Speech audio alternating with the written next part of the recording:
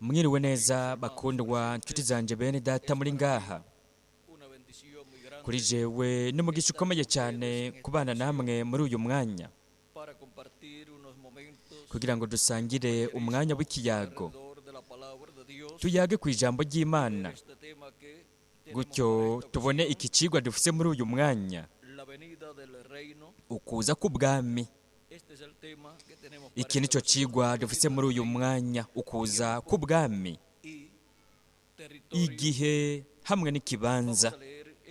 Reka dusome muri Matayo mutagatifu ikigabane cya 16 kuva ku murongo wa 27 kugeza ku wa 28, no mu kigabane c'17 nyene muri Matayo kuva ku murongo wa 1 kugeza ku w'indwi, aho tubwirwa uku gukurikira. Ivyanditswe biravuga biti: kuko umwana w'umuntu azohavaza afise ubwiza bwa se, azananye n'abamarayika biwe, niho azoca yishura umuntu wese ibikwiranye n'ivyo yakoze. Ndababwire ukuri, muri aba bahagaze hano harimwo bamwe batazobona urupfu gushitsa aho bazobonera umwana w'umuntu aje mu bwami bwiwe.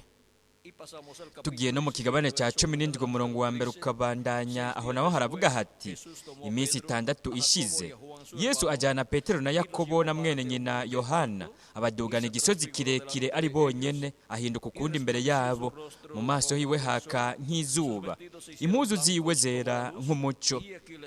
Maze Mose na Eliya barababonekera bavugana nawe. Petero abwira Yesu ati: mugenzi, bitubereye vyiza ko turi hano. Niwabigomba ndaca insago 3 hano, rumwe rwawe, urundi rwa Mose, urundi rwa Eliya.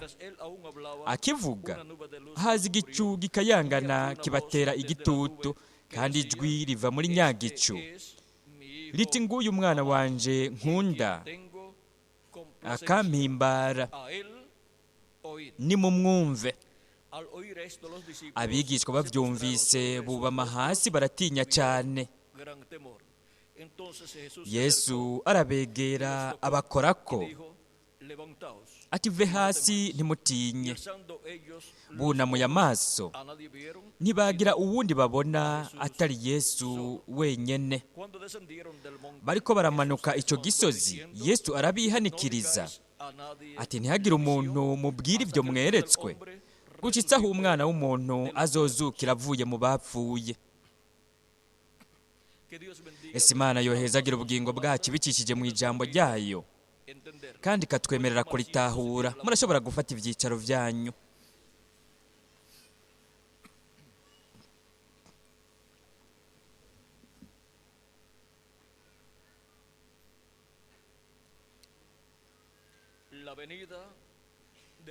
Ukuza kw'Ubwami ni ukuvuga ukuza kw'Ubwami bw'Imana, igihe biberamwo hamwe n'ikibanza.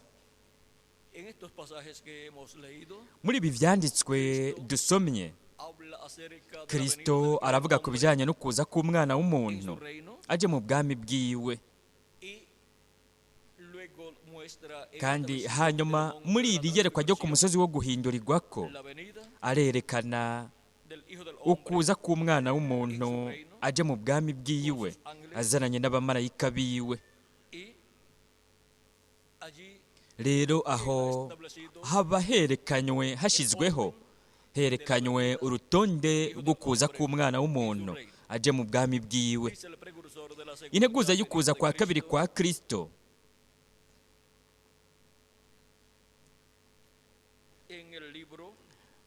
mu gitabo c'imirongo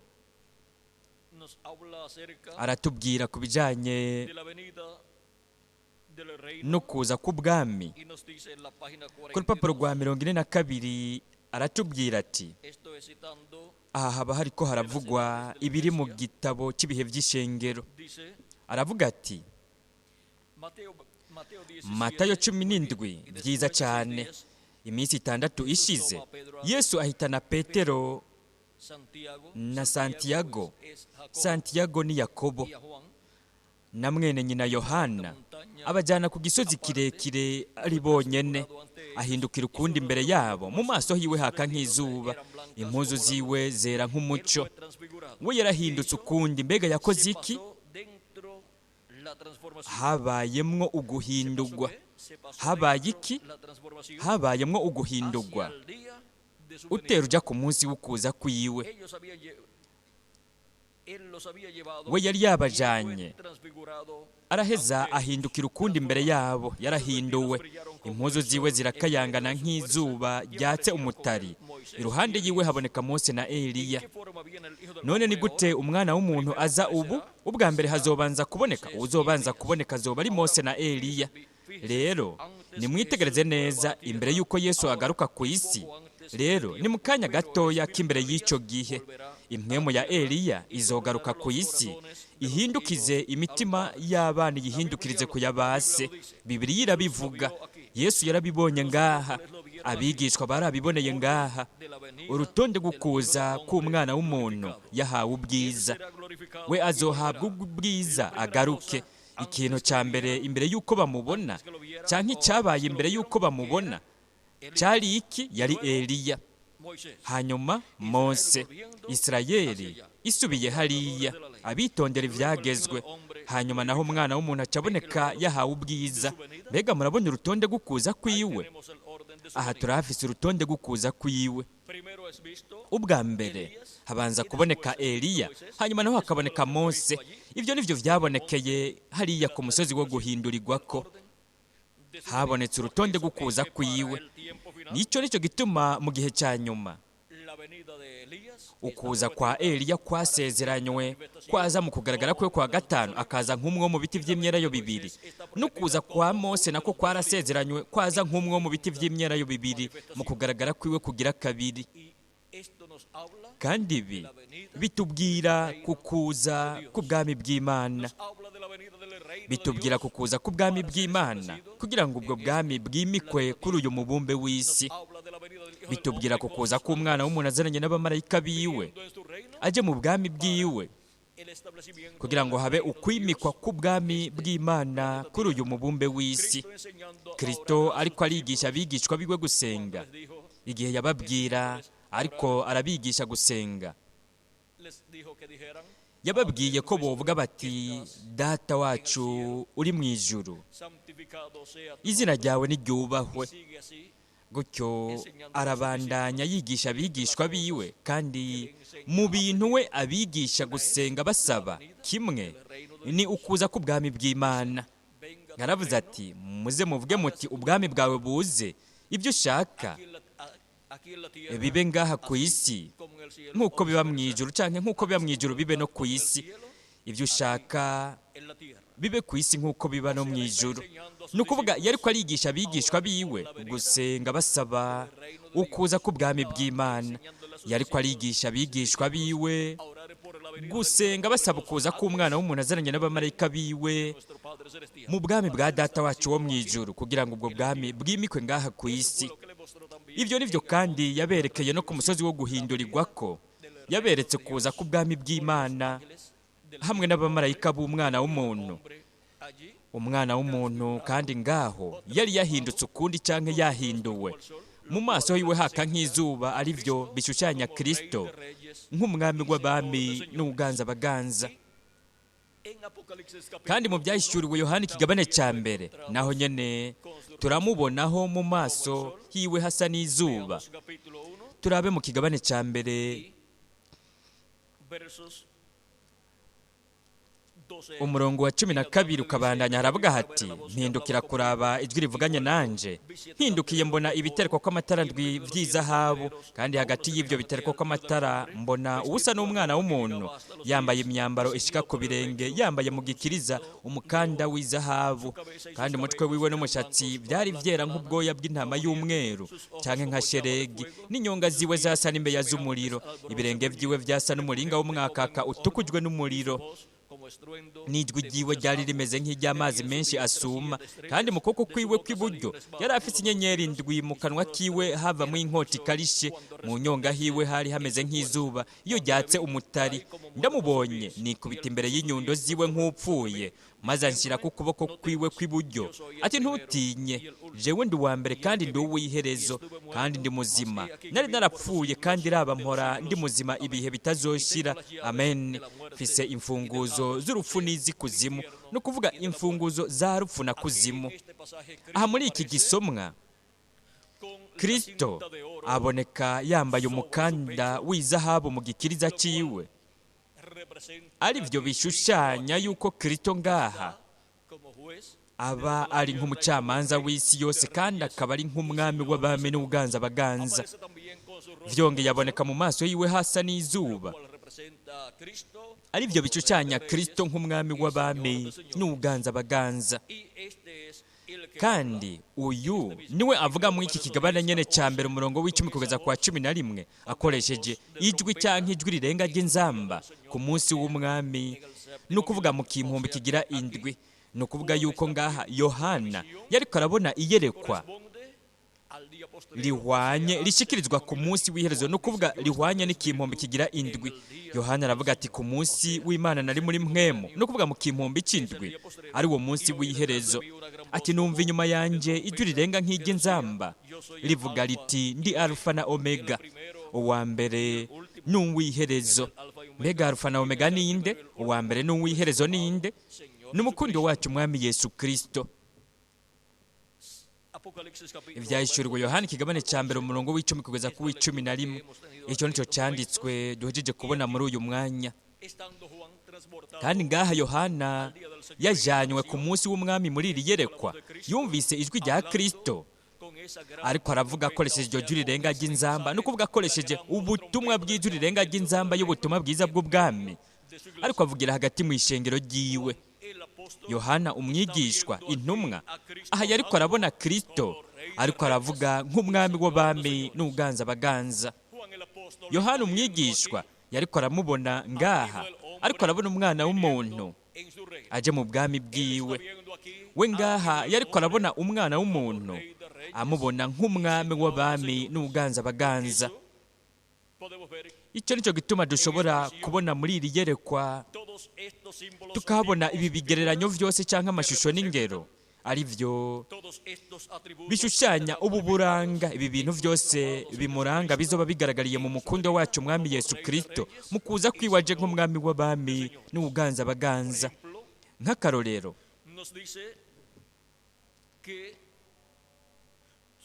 tubwirwa ko ibirenge vyiwe bimeze nk'umuringa w'umwaka utukujwe n'umuriro. Vyongeye tubwirwa yuko umutwe wiwe n'umushatsi wiwe ko vyera nk'ubwoya bw'intama y'umweru canke nka sheregi, inyonga ziwe zisa n'imbeya z'umuriro. Ubu buranga bwose, ibi byose bimuranga, bizoba bigaragaye mu kuza k'umwana w'umuntu azananye n'abamarayika biwe. Umushatsi wera w'umwana w'umuntu turawubona ngaha mu kimenyetso cy'umwana w'umuntu cyabonekeye ku ijuru. Kandi mwebwe muhindukije iyi foto mukayirabisha iburyo, mwebwe aha murahabona mu maso h'umwami Yesu Kristo hakozwe n'aba bamarayika 8, ari bo bari muri iki gicu, aricyo cyafashwe amafoto kandi cyaratangajwe. Ayo mafoto yaratangajwe mu bimenyesha makuru byo muri Amerika ya ruguru, nko mu kimenyesha makuru Life canke Ubuzima, no mu kimenyesha makuru Science, ubushakashatsi. Kandi ngaha turafise abamarayika ntumwandwi b'ibihendwe by'ishengero ry'abanyamahanga. Aha turahafise n'umumarayika yaratandukanye cyane n'abandi, ari we akoze iperike yera y'umushatsi wera w'umwami. No kuvuga yuko mu kuza no mu bukozi bwa marayika yaratandukanye cyane n'abandi, harakwira haruzura ishusho n'urugero, ikigereranyo cyo mu maso h'umwami, kandi harakwira haruzura umushatsi wera w'umwami. Rero ibi twereka Kristo nk'umucamanza w'isi yose, uwari ari mu ntambuko ndwi cyangwa ibihindwe by'ishengero ry'abanyamahanga muri iki gihe cya nyuma. Mu kugaragara k'uyu marayika yari atandukanye cyane n'abandi, akoze iperike yera cyangwa umushatsi wera w'umwami, kandi ibyo gutyo bikagira Kristo cyangwa Kristo akigira nk'umucamanza w'isi yose mu ntambuko y'igihe cy'ubuye rikomeza imfuruka. Kandi mu bukozi bw'uyu mumarayika yari atandukanye n'abandi, agaragaye biciye mu mubiri w'umuntu ku munsi w'iherezo. Kristo ariyambika, arishyira ko umushatsi wiwe wera w'umucamanza w'isi yose. Ni intambuko y'umutwe w'umwami, intambuko ihwanye n'igihe cy'ubuye rikomeza imfuruka. Turabona ko integuza yo kuza kwa kabiri kwa Kristo avuga yuko umuntu cyangwa abantu baravunguka umushatsi wabo ugahera, benshi bagasigara ata mushatsi bagifise, kubera ko amaraso ataba agitembera neza ngaha hejuru mu mutwe. Kandi icyo nicyo gituma igihe cy'umutwe w'umubiri w'ibanga wa Kristo mu mwanya uwo ari wo wose, icyo gihe kizoba ata maraso akirimwo, kandi mu yandi majambo gica gihinduka intambuko cyangwa igihe cy'ibihano by'Imana, kuko ata maraso akiri hariya mu kibanza cyahera cyane cyo mu ngoro yo mu ijuru. Aho rero igihano cy'Imana gitegerezwa guca kiza ku bwoko bw'ibiremwa abantu, kandi ibyo byose bishushanyirizwa cyangwa bibonekera mu ishengero ry'umwami Yesu Kristo mu gihe cy'ubuye rikomeza imfuruka. Ariko Kristo mu gihe cy'ubuye rikomeza imfuruka arishyira ko, ariyambika iperike yera ikozwe n'umumarayika yari atandukanye cyane n'abandi. Ariko mwitegereze, igihe cy'ubuye rikomeza imfuruka mu mwanya uwo ari wo wose kirahinduka igihe aho amaraso y'umwagazi w'intama w'Imana, amaraso ya Yesu Kristo, ataba akiri ku ntebe y'Imana mu ijuru. Kandi igihano cy'Imana rero kizoba kiriko kirava ku ntebe y'Imana mu ijuru, kugira ngo icyo gihano kigaragarire kuri uyu mubumbe w'isi. Kandi Kristo azoba ari nk'umucamanza w'isi yose. Ubukozi bwa Mose na Eliya kuri uyu mubumbe w'isi, kugira ngo mu nyuma ishengero ry'umwami Yesu Kristo ryamaze kwinjira ryose mu mubiri w'ibanga wa Kristo, kandi rikaba ryamaze kuronka kubona izuka ry'abapfiriye muri Kristo no guhindurwa kwa twebwe bakiriho turi bazima. Ubwo bukozi buraheza bugaca buhinduka ubukozi bw'ibihano by'Imana nk'uko biri mu vyanditswe. N'ubukozi bwo mu vyahishuriwe Yohana ikigabane cya 11 umurongo wa 3 kugeza ku w'indwi, aribwo bukozi buzogira ububasha ku vyaremwe byose, kuko muri icyo gihe ubwo bukozi buzoba bugaragariye mu mumarayika w'umwami Yesu Kristo, ari we muri icyo gihe azoba yamaze kuragwa mu mwuzuro guhindurwa, kugira ngo habe uko kugaragara hagati mu ihanga ry'Abaheburayo. Kandi kubera ko ubwo aribwo bukozi buhwanye n'igihe cya nyuma, ni ukuvuga ubukozi bwa Mose ku nshuro igira 2, ubwa Eliya ku nshuro igira 5, n'ubwa Yesu ku nshuro igira 2, ubwo n'ubukozi buhishurirwamo canke ubwo ibwoko bw'ibiremwa abantu bahishuririrwamo ibihano by'Imana bigiye kuza ku isi. Kandi ku bantu benshi hazobaho amahirwe yo guhunga bave mu bibanza bizogwamo ivyo bihano by'Imana, kuko biciye muri ubwo bukozi hazoba hariko haramenyeshwa ubwoko bw'ibiremwa abantu, bazoba bariko baramenyeshwa ivyo bihano by'Imana bigiye kuza, bamenyeshwa n'ibibanza bigiye kugwamwo ivyo bihano by'Imana. Ni ukuvuga yuko ubwo bukozi buzoba ubukozi bw'umugisha ukomeye cyane ku bantu benshi bazokumva ivy'Imana izoba iriko irakorera kuri iyi si, kandi bazohunga bakire bave mu bibanza bave mu bibanza bizoba biriko biragwamwo ivyo bihano vy'Imana. Integuza y'ukuza kwa kabiri kwa Kristo mu butumwa bwiswe ngo mu butumwa bw'ibimatanijwe ndwi ku rupapuro rw'amajana 369 mu Kiespanyol aravuga uku gukurikira. Aravuga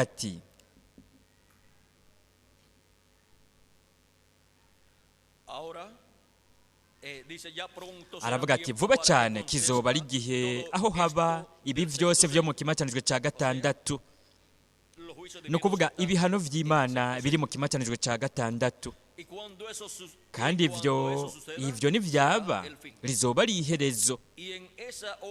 Kandi muri iyo saha umugeni azoba yamaze kuduzwa, umwamikazi azoba yamaze kuba ari mu kibanza ciwe. Igihe ivyo bizobera ku isi, wewe azoba ari hariya ariko arataha ubukwe ari kumwe n'umwami.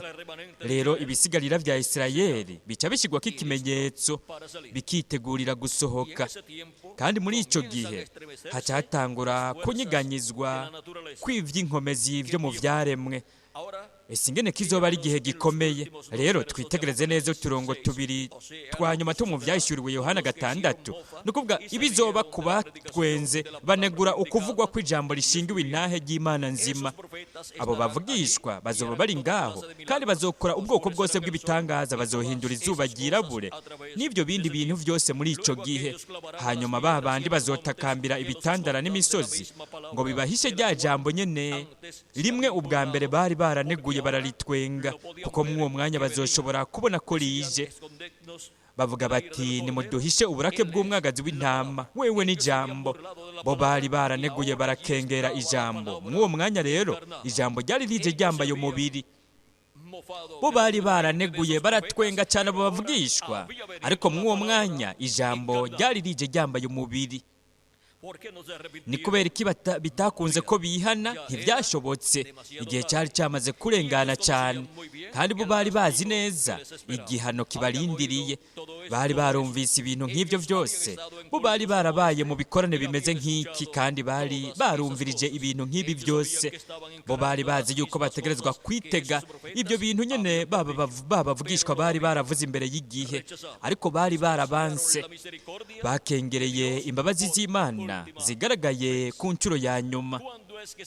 Ni ryari imbabazi z'Imana zigaragara ku nshuro ya nyuma? Zigaragarira mu bukozi bwa Mose n'ubwa Eliya hamwe n'ubwa Yesu mu gihe cya nyuma, mu kuza kw'Ubwami bw'Imana, mu kuza k'Umwana w'umuntu azananye n'abamarayika biwe aje mu bwami bw'Imana.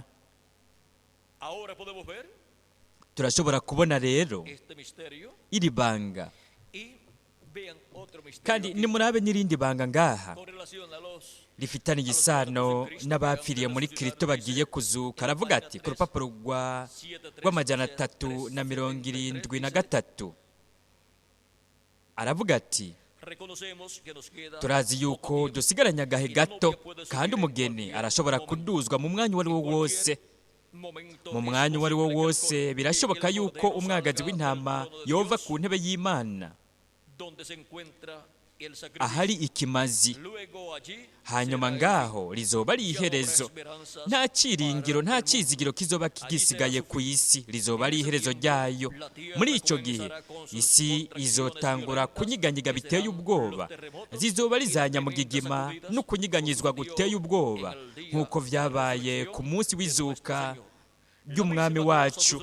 Ikintu nk'icyo nyene n'ubu kizoba igihe abera bazogaragara. Mwami, turazi yuko bishobora kuba mu mwanya uwo ari wo wose. Turarindiriye ko hashika uwo munsi ukomeye w'umunezero. Data, abana bawe bashire mu maboko yawe. Mw'uyu mwanya nyene wegeranye imyagazi y'intama mu gikiriza cyawe, ubagaburire ijambo kugira ngo bakomezwe, bakomere, kugira ngo bagukorere. Rero ngaha turashobora kubona yuko kugira ngo habizuka ry'abapfiriye muri Kristo, turabona ko hazobaho ukunyiganyiga gukomeye cyane k'uyu mubumbe w'isi, nk'uko vyagenze mu izuka rya Kristo no mu izuka ry'abera bo mu isezerano rya kera. rero turashobora kubona ibintu bigiye kuba muri iki gihe. Turashobora kandi kubona n'ukuza k'umwana w'umuntu azananye n'abamarayika biwe aje mu bwami bwa se. Ukuza k'ubwami bw'Imana turashobora kubibonera ku musozi wo guhindurirwa ko turabona ko ari ukuza k'umwana w'umuntu azananye n'abamarayika biwe, ni ukuvuga azananye n'ubukozi bwa Mose n'ubwa Eliya. Ukuza k'umwana w'umuntu n'ukuza kwa Yesu Kristo muri mpwemu yera agaragariye mu mubiri w'umuntu ku munsi w'iherezo, nk'uko integuza y'ukuza kwa kabiri kwa Kristo yatubwiye ko umwana w'umuntu yari kuzoza. Ku rupapuro rwa 57 mu gitabo cy'ibimatanijwe mu Kiespanyol turabwirwa, aravuga ati, mbona uwundi mumarayika w'inkomezi amanutse avuye mu ijuru ari mu gicu n'umunywa w'amazi ukikuje umutwe wiwe. Rero wiwe niwitegereza neza uzobona ko uyo muntu ari Kristo, kuko no mu isezerano rya kera we yiswe marayika w'isezerano. Rero we muri uyu mwanya aje rimwe na rimwe atumbereye ku Bayuda, kuko ishengero ryashyitse ku iherezo ryaryo. Ni vyiza tubandanye. Mu maso yiwe hasa n'izuba, ibirenge vyiwe bisa n'inkingi z'umuriro. Mbega muribuka umumarayika mu vyahishuriwe Yohana ikigabane ca mbere? Uyo ni uwo nyene umumarayika n'intumwa, kandi uwo ni intumwa ya Isirayeli. Murabona, ishengero hageze ko rizamugwa, ishengero hageze ko rizamugwa. We aje kubw'ishengero ryiwe. Ngaha turabona ukuza kwa marayika w'inkomezi wo mu vyahishuriwe Yohana ikigabane c'10 amanutse avuye mu ijuru, kandi aje nk'intumwa ya Isirayeli. Kandi ico nico gituma azanye ubutumwa bw'inkuru nziza y'ubwami, kuko ni marayika w'inkomezi Yesu Kristo aje azananye n'abamarayika biwe muri iki gihe cya nyuma mu kuza k'ubwami bw'Imana. Hanyuma mu vyahishuriwe Yohana ikigabane c'19 naho nyene haratubwira ku kuza k'ugendera ku ifarasi yera yo mu vyahishuriwe Yohana 19.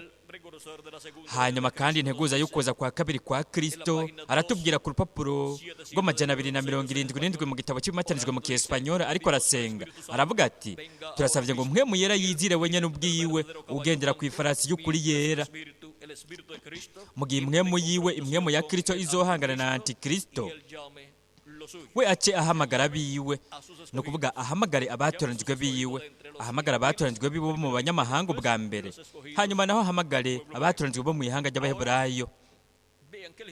Rero murabona ko ugendera ku ifarasi yera yo mu vyahishuriwe Yohana 19, murabona ko ari mpwemu yera.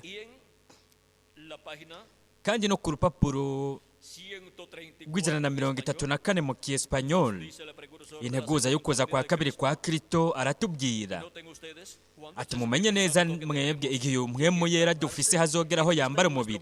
Uyu ari hagati muri twebwe muri uyu mwanya mu buryo bwa mpwemu yera, we nihageraho yambara umubiri mu muntu wa Yesu Kristo.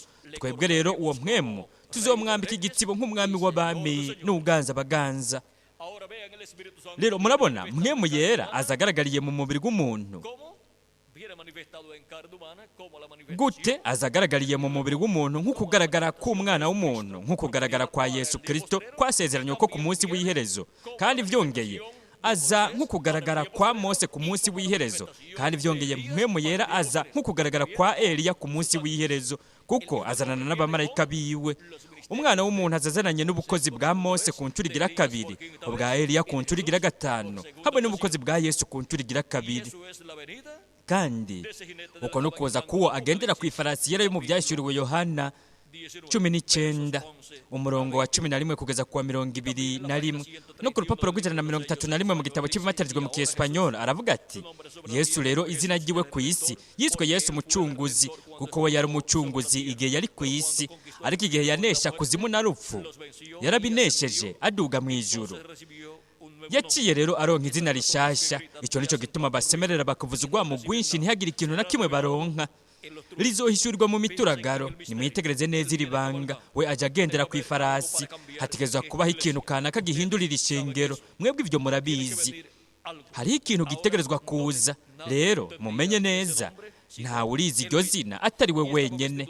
yambaye impuzu zajobetswe mu maraso kandi yitwa jambo w'Imana. Ingabo zo mu ijuru ziramukurikira zicaye ku mafarasi y'ibitare, zambaye impuzu nziza zera derere zitanduye. Mu kanwa kiwe havamo inkota ikarishe kugira ngo ayikubite amahanga. Azoyaragiza inkoni y'icuma kandi aganishiriza ibirenge mu bwato vino y'uburake bw'inkazi bw'Imana ishobora byose.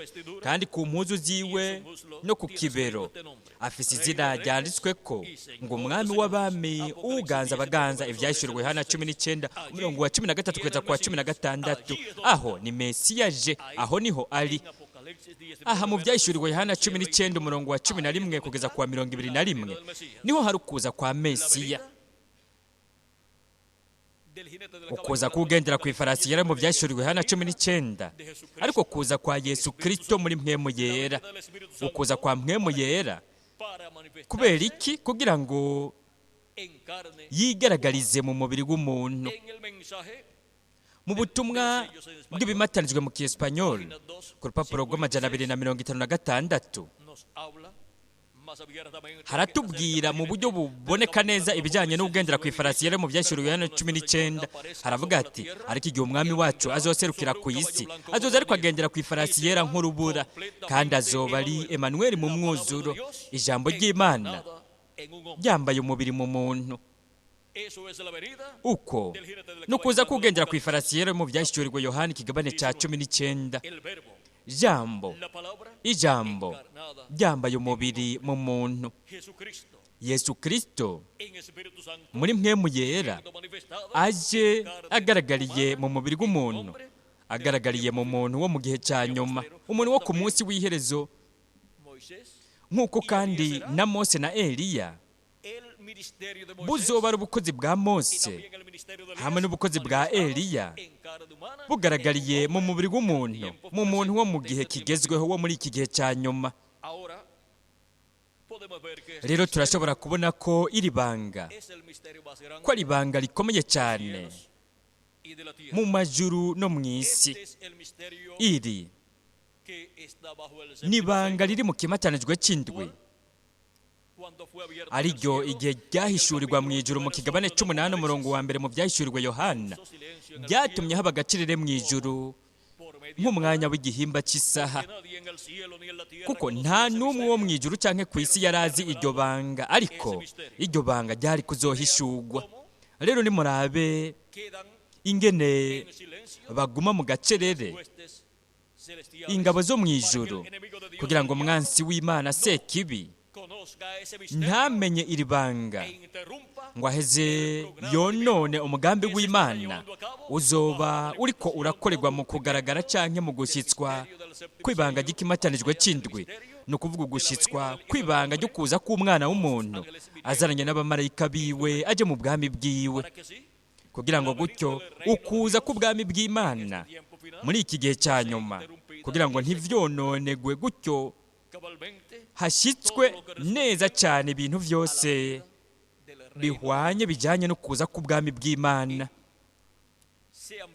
Nuko gutyo haheze haboneke Mose, Eliya na Yesu bagaragaye, aribwo ari ubukozi bwa Mose ku ncuro igira kabiri, ubukozi bwa Eliya ku ncuro igira gatanu, hamwe n'ubukozi bwa Yesu ku ncuro igira kabiri, kugira ngo ubwo bukozi buboneke bugaragariye mu mubiri w'umuntu kuri uyu munsi w'iherezo, mu gushyitswa ko kuza k'ubwami bw'Imana hamwe n'ububasha n'ubwiza bwinshi. Rero ibi byose nibyo bizoha ishengero ry'umwami Yesu Kristo ukwizera kurishoboza guhindurwa no kuzamurwa muri iki gihe cya nyuma. Kandi ivyo nivyo imituragaro mu vyahishuriwe Yohana ikigabane c'10, nivyo iyo mituragaro ihishurira ishengero ry'umwami Yesu Kristo. Nk'akarorero, ngaha reka turabe ku rupapuro rw'amajana 212 mu gitabo cy'ibimatanijwe mu Kiespanyol aravuga ati kandi icyo nicyo gituma hari aya makanguro dutegerezwa kubona uyu munsi. iyo abandanya avuga yari kuvuga ati nta makanguro dufise. rero twarabonye amakanguro yo mu madini, ariko nta kunyiganyizwa k'ukuri kurigera kuhaba. oya mushinga ntahe, ntiwiyumvire ko dufise amakanguro, kuko nayo dufise. barafise amamiliyoni n'amamiliyoni y'abari mu mashengero, ariko nta kanguro na rimwe rihari. umugeni kugeza n'ubu ntaragira ikanguro, kugeza n'ubu ntiharigera habaho ikanguro na rimwe. nta kugaragara na kumwe kw'Imana kurigera kuba kugira ngo kunyiganyize umugeni. ivyo turabirindiriye. hazokenegwa iyo mituragaro ndwi y'ibinyegezwa kugira ngo irikangure. we azoyirungika, yarabisezeranye. none ni iki gikangura ishengero rya Yesu Kristo kikariha ikanguro ukwikangura mu gihe cya nyuma? ni imituragaro ndwi yo mu byahishurirwe Yohana, ariryo jwi rya Kristo aje mu bwami bwiwe, aje nk'intambwe yo mu muryango wa Yuda, ariko arasemerera nk'uko intambwe yivuga. imituragaro ndwi nayo irumvikanisha amajwi yayo, ariko araduha guhishurirwa ko kuza kwiwe, ariko araduha guhishurirwa ko kuza k'umwana w'umuntu azananye n'abamarayika biwe, ariko araduha uguhishurirwa ko kuza k'ubwami bw'Imana, aho umwana w'umuntu ahishurwa, aho agaragara ari kumwe n'abamarayika biwe, aho Yesu Kristo ari muri mpwemu yera biciye mu mubiri w'umuntu mu kugaragara kwiwe kwa nyuma, aho agaragariza ubukozi bwa Mose ku ncuro igira kabiri, ubukozi bwa Eliya ku ncuro igira gatanu, hamwe n'ubukozi bwa Yesu ku ncuro igira kabiri. kandi ibyo nivyo biha ukwikangura ko mu buryo bw'impwemu, nibyo biha ikanguro abana bose b'abahungu n'abakobwa b'Imana muri iki gihe cya nyuma. nta kindi kintu kihari cyo kangura ishengero rya Yesu Kristo muri iki gihe cya nyuma. mu ntambuko zitandukanye n'ibihe by'ishengero harabayeho ugukangurwa ikanguro muri buri gihe. rero ubu naho hamaze kurengana intambuko ndwi cyangwa ibihendwe by'ishengero ry'abanyamahanga, kugeza ubu nta rindi kanguro cyangwa ukundi kwikangura kongera kuhabaho ko mu bihe by'indwi by'ishengero ry'abanyamahanga. hasigaye gusa ukwikangura kumwe, ikanguro rimwe ryasezeranywe ko rikogwa biciye mu ijwi rya Kristo, ariko arasemerera nk'uko intambwe yivuga. imituragaro ndwi iri kurumvikanisha amajwi yayo, kandi ibyo bibera mu gihe cy'urukundo rw'Imana, mu gihe cy'ubuye rikomeza imfuruka, igihe ngirakamaro cyane cy'umubiri w'ibanga wa Kristo.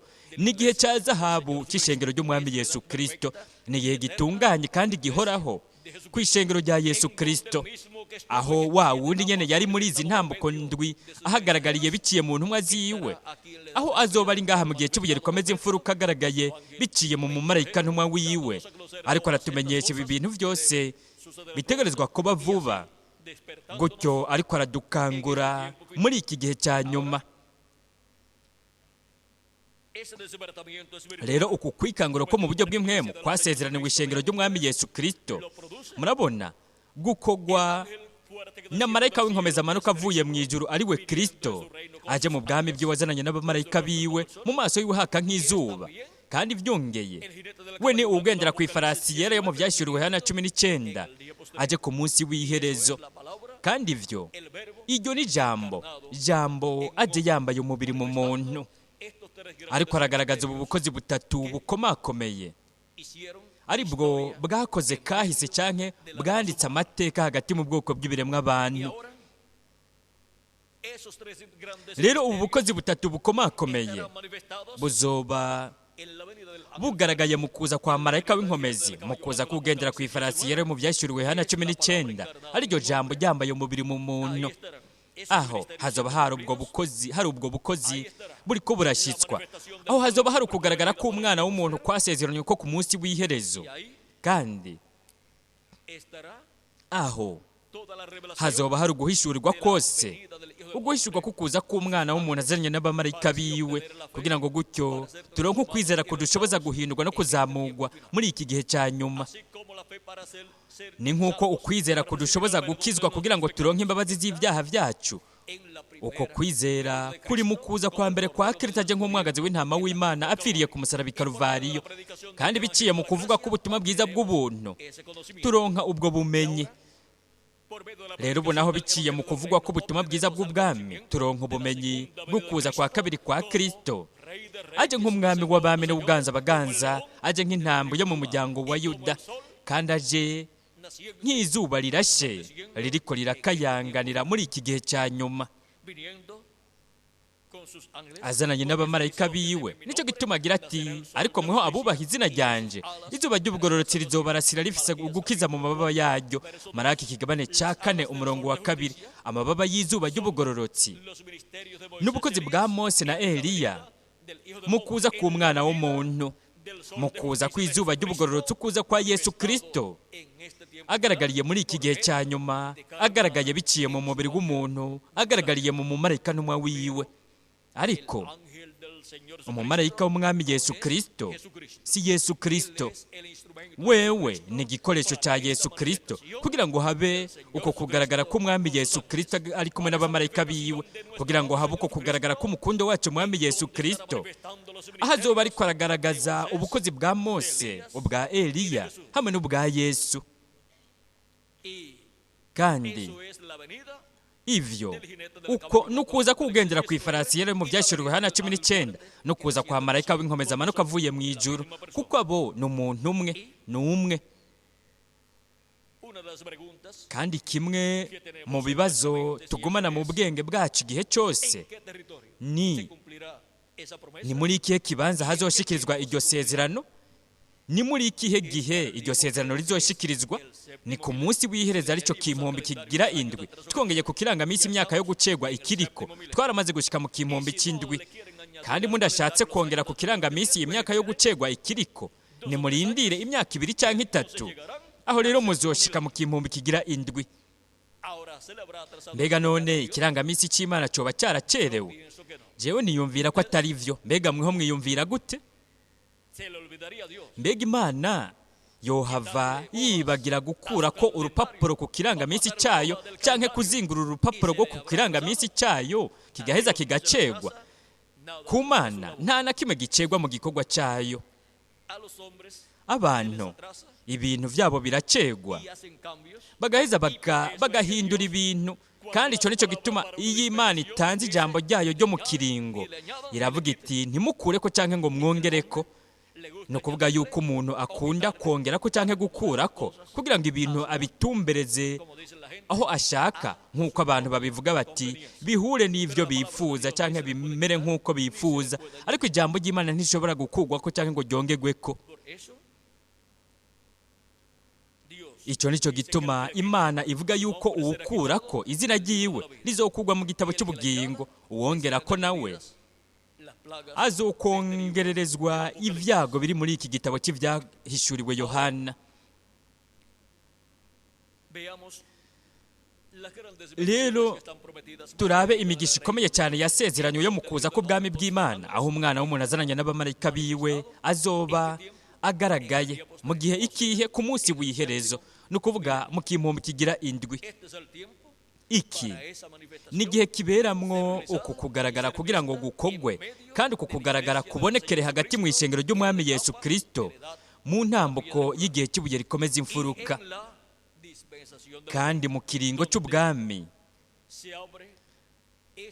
ahugurukira iyo ntambuko nshasha, aho Kristo ahinduka akareka kuba umwagazi w'intama, agahinduka intambwe, akareka kuba umuherezi, agahinduka umucamanza n'umwami w'isi yose. Aho niho habera uko gusobekerana, uko kubisikanya. Rero ikibazo ni ikibanza. Ni muri ikihe kibanza hazova uwugendera ku ifarasi yari mu byashyuriwe Yohana 19 agaragaye? Kubera ko Imana yarungitse integuza yo mu kuza k'uwo agendera ku ifarasi yari mu byashyuriwe Yohana 19, nk'uko yarungitse integuza yo mu kuza kwa mbere kwa Kristo, ariyo yabaye Yohana umubatizi, afite impwemu n'ububasha vya Eliya mu kugaragara kwiwe kugira gatatu.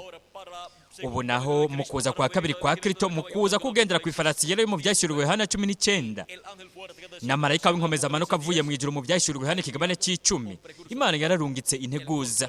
Iyo nteguza yabaye Revera William Marion Branham, ariwe yaje afite impwemu n'ububasha vya Eliya mu kugaragara kwiwe kugira 4. Kandi kubera ko we yari integuza, we ategerezwa kuba yaravuze ikibanza icyo ari cyo kizovamwo uyo agendera kw'iyo farasi yera. mu gitabo cy'imirongo ku rupapuro rw'166 akarongo ka 14:85 turahasanga agace ko mu butumwa bwiswe ngo ikibanza kimwe rudende Imana yatanze cyo gusengeramwo. Ibyo biri ku rupapuro rwa 2 rwo mu ubwo butumwa. Rero ngaha turahafiza agace kari muri ubwo butumwa aho agira ati, jewe rero ndiko ndasaza cyane kandi nariyumviriye mbega hazoba irindi kanguro nzobona ikindi gihe. Ni ukuvuga ati hazoba irindi kanguro nk'uko habayeho ikanguro muri kimwe muri ibi bihe igihe Imana yarungika intumwa. Mbega hazoba irindi kanguro. Rero mwibuke gusa, reka turabe ati mbega hazoba irindi kanguro nzobona ikindi gihe. Rero mwibuke gusa, iburengerazuba hazova ugendera ku ifarasi yera. Tuzoca muri iyi nzira iyindi ncuro. Ibyo nivyo vuba cyane nk'uko tubyiteguriye. Murabona, ni isezerano. Nimba ari isezerano ritegezwa ko riri muri Bibiliya. Iryo ni isezerano riri mu byahishuriwe hano ikigabane c'19, ugendera ku ifarasi yera yo mu byahishuwe 19 aje muri iki gihe cya nyuma ari ku ifarasi yera. Kandi iryo ni ijambo riza ryambaye umubiri mu muntu. Ibyo nivyo bizana ikanguro ryo mu gihe cya nyuma ku ishengero ry'umwami Yesu Kristo. Kandi avuga yuko bizobera hehe? Iburengerazuba.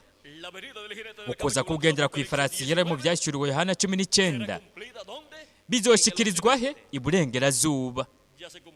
Haramaze gushitswa ukuza no kugaragara kwa Kristo agaragariye mu marayika ntumwa wiwe Pawulo mutagatifu mu gihe cya mbere byabereye muri Aziya ntoya. Haramaze gushitswa ukuza no kugaragara kwa Kristo mu marayika ntumwa wiwe wa kabiri Irene mu Bufaransa hariya mu Burayi.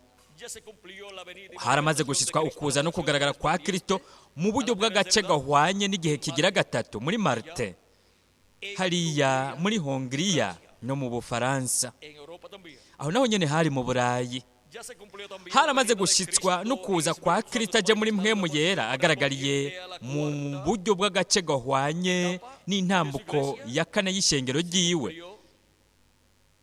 Byashyikirijwe muri Kolomba, muri Irlande na Ekose. Aho naho nyene hari mu Burayi. Haramaze gushitswa ukuza kwa Kristo ari muri mpwemu yera mu buryo bw'agace gahwanye n'igihe kigira gatanu hariya mu Budagi muri Luteri. Aho naho nyene hari mu Burayi. Haramaze gushitswa ukuza no kugaragara kwa Kristo muri mpwemu yera mu ntambuko y'indwi igihe cya gatandatu cy'ishengero ry'abanyamahanga muri Yohana Wesley mu Bwongereza. Aho naho nyene hari mu Burayi. Mu Burayi habereye ukugaragara gutanu kwa Yesu Kristo mu ntumwa zitanu z'ibihe bitanu by'ishengero ry'abanyamahanga. No kugaragara kwa Yesu Kristo muri mpwemu yera mu gihe cy'indwi cy'ishengero ry'abanyamahanga nabyo nyene byaramaze gushikirizwa muri Revera William Marion Branham mu gihe cy'indwi cy'ishengero ry'abanyamahanga muri Amerika ya ruguru iburengerazuba, kuko Amerika ya ruguru yegukira iburengerazuba, no kuvuga mu burengero, kandi mu burengero hagizwe na Amerika ya ruguru, Amerika yo hagati, Amerika y'epfo hamwe na Karayibe. Kandi kugeza ukugaragara ko mu gihe cy'indwi cy'ishengero ry'abanyamahanga byaramaze gushyitswa biciye mu kugaragara kwa Yesu Kristo muri mpwemu yera agaragariye mu muvugishwa n'Imana ntumwa Revera William Marion Branham wo muri Amerika ya ruguru. Ubu naho kugaragara kwa Yesu Kristo muri mpwemu yera ku batoranijwe b'Imana bo ku munsi w'iherezo, ibyo nabyo nyene bibera ku butaka bw'iburengerazuba, no kuvuga mu burengero. Kandi hasigaye gusa Amerika yo hagati, Amerika y'epfo na Karayibe kugira ngo habere uko kugaragara. Iburengerazuba hazova ugendera ku ifarasi yera. Niko integuza y'ukuza kwa kabiri kwa Kristo avuga, kandi aravuga ati tuzokongera guca muri aya makanda ku yindi ncuro. None ni kubera ikavuga ati tuzoca muri iyi nzira, kuko we ni Eliya yategerezwa kuza, ariko arategurira inzira ukuza kwa kabiri kwa Kristo. Kandi Eliya bundi bushasha araca mu nzira y'ubukozi mu kugaragara kwiwe kugira gatanu. Rero Eliya araca mu nzira bundi bushasha ari kumwe n'uwo agendera ku ifarasi, araca mu nzira y'ubukozi bundi bushasha. Kuko Eliya ndetse na Mose nawe baraca mu nzira y'ubukozi bari kumwe n'ugendera ku ifarasi yera mu byashyiriweho Yohana 19. ari we Yesu Kristo ari muri mpwemu yera. Ijambo rije ryambaye umubiri mu muntu, kandi muri uyo muntu nyene baraca mu nzira y'ubukozi. Ku ncuro igira gatanu Eliya arayicamwo, no ku ncuro igira kabiri Mose arayicamwo, no ku ncuro igira kabiri ubukozi bwa Kristo buzoba bugaragariye mu mubiri w'umuntu kuri uyu mubumbe w'isi. Kandi uko nukuza k'umwana w'umuntu aje agendera ku ifarasi yera, nk'uko vyerekanwa mu vyahishuriwe Yohana. Ariho haza Mose na Eliya bazananye nawe, abamarayika biwe bazananye nawe, bafite ijwi rirenga ry'inzamba, bariko baregeranya abatunijwe n'Imana bose, bariko barabashyira mu gihe gihwanye n'uyu mwanya, igihe cy'ubuye rikomeza imfuruka, aricyo gihe gihwanye no gushikizwa muri Amerika Latine na Karayibe. Kandi turiko turabona uku kugaragara kwa Yesu Kristo muri mpwemu yera, aho akora ubukozi bwa Mose, ubwa Eliya n'ubwa Yesu. Twari kuzoba turiko turabona iki? Twari kuzoba turiko turabona ukuza k'Ubwami bw'Imana nk'uko biri mu isezerano rya Kristo. Ibi byose biza mu buryo bugenda buratera imbere bukura, nk'uko muvugishwa n'Imana Daniyeli yabibonye, ari we yabonye ukuza k'Ubwami bw'Imana muri ka kabuye kadasituwe n'amaboko, ako umwami Nebukadineza nawe nyene yabonye. Iryo buye ryasituwe ku musozi. Umusozi ushushanya ishengero rya Yesu Kristo. Aho niho iryo buye risitugwa mu gihe cya nyuma. Kandi Daniyeli yarabonye iryo buye ridasituwe n'amaboko, ariryo ryaje mu gihe cya nyuma, mu gihe cy'ibirenge by'ivyuma bivanze n'ibumba by'ubwami bw'abanyamahanga. Iryo buye bivuga yuko mu nyuma ryakuze rigahinduka umusozi munini, ni ukuvuga ngo ryahindutse ubwami bukomeye, ariyo nganji y'ubwiza y'imyaka 1000 y'umukundo wacu mwami Yesu Kristo. Ariko nimwitegereze, bivuga yuko ryaje rikagwa ku gishushanyo ku birenge by'ivyuma bivanze n'ibumba, hanyuma iryo buye rirakura. Mbega integuza y'ukuza kwa mbere kwa Kristo Yohana Umubatizi ntiyavuze ati uwo akwiye gukuzwa nanjye nkagirwa muto?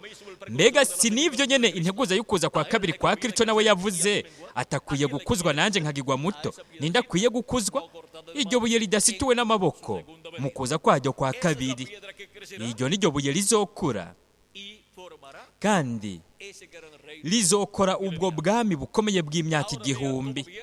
Rero nimurabe ingene ubwami bw'Imana buza ku munsi w'iherezo. Kandi umwana w'umuntu araza mu bwami bw'uwazananye n'abamarayika biwe. Aza ubwo bwami buza nk'akabuye kadasituwe n'amaboko y'umuntu. Iryo niryo buye riza mu byahishuriwe Yohana ikigabane cya 2:17. Iryo niryo buye ryasezeraniwe uwunesha, ahavuga hati uwunesha nzomuha kuri manu yanyegejwe, kandi nzomuha ibuye ryera. Reka turabe, reka tubisome mu byahishuriwe Yohana ikigabane cya 2:17. Uwuri n'ugutwi niyumva icyo mwemu abwira amashengero. Uwunesha nzomuha kuri manu yanyegejwe, kandi nzomuha ibuye ryera. Kuri iryo buye handitswe ku izina rishya, nta muntu arizi atari uwuzorihabwa. Rero ibuye ryera ariko kuza kwa kabiri kwa Kristo riza ririko iki? Riza ririko izina rishasha. Kandi aravuga ati iryo zina nta muntu arizi atari uwuzorihabwa. None ni gute azorironka? Ategerezwa kuronka iryo buye ryera ariko kuza kwa kabiri kwa Kristo, ukuza kugendera ku ifarasi yera mu byahishuriwe Yohana 19. Ariko kuza kwa Yesu Kristo muri mpwemu yera aje agaragariye mu mubiri w'umuntu. Ni ijambo ryambaye umubiri mu muntu. Rero mu byahishuriwe Yohana ikigabane cya 3:12 haravuga hati, uwunesha nzomugira inkingi yo mu rusengero rw'Imana yanje, kandi ntazohasohoka ukundi. Nanjye nzomwandika ku izina ry'Imana yanje n'iry'umugwa w'Imana yanje, niwo Yerusalemu umusha wururuka uvuye mu ijuru ku Mana yanje, kandi nzomwandika ku izina ryanje risha. Turashobora kubona rero yuko Yesu Kristo afite izina rishasha.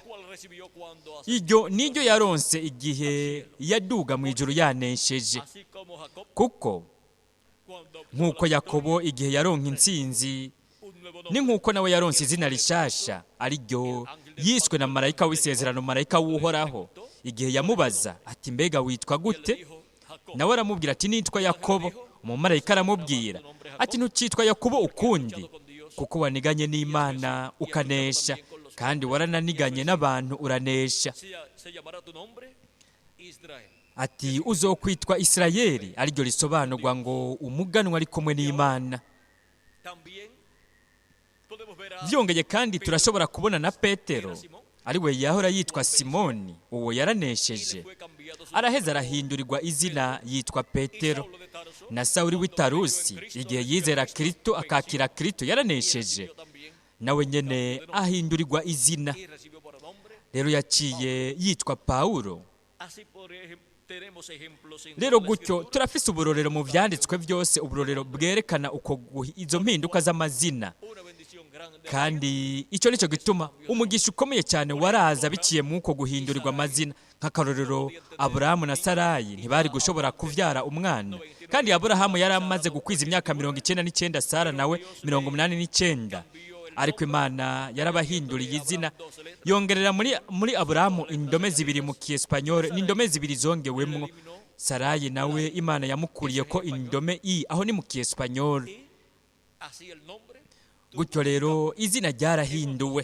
Mu zindi ndimi hoshobora kuja ko iyindi ndome yongewe ko nka he ku izina rya Sara. Irya Aburahamu naryo ryongewemwo indome zibiri. Indome imwe ni he, iyindi nayo ni indome a yongerwako. Ariko murabona ingene mu kintu bishoboka ko ku bantu bamwe bamwe kitoboneka ko gifise insiguro, ku Mana ho kirafise insiguro, kuko bitameze gutyo Imana ntiyari kubwira Aburahamu iti, ubu rero Aburahamu uzokwitwa Aburahamu, kuko izina Aburahamu risobanurwa ngo sekuruza w'amahanga, sekuruza w'abantu benshi.